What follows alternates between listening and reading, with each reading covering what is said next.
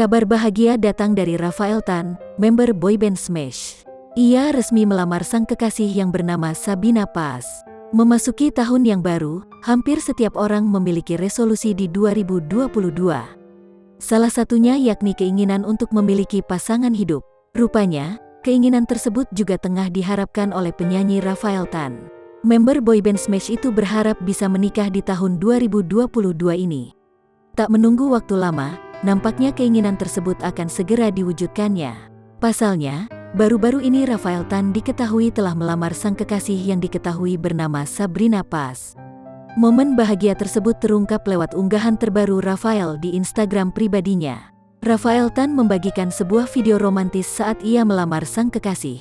"My fiancé, tunanganku, @Sabina Paz," tulis Rafael di caption unggahannya, dilansir Tribun Style dari Instagram @Rafael_16 pada Minggu, tanggal 2 Januari tahun 2022.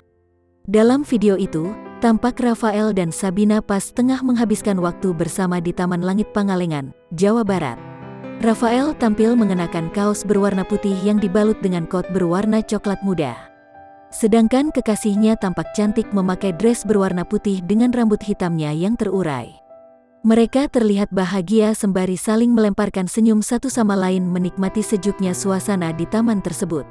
Di salah satu momen, Rafael terlihat sibuk mengambil sebuah benda yang disimpannya di dalam paper bag berwarna coklat.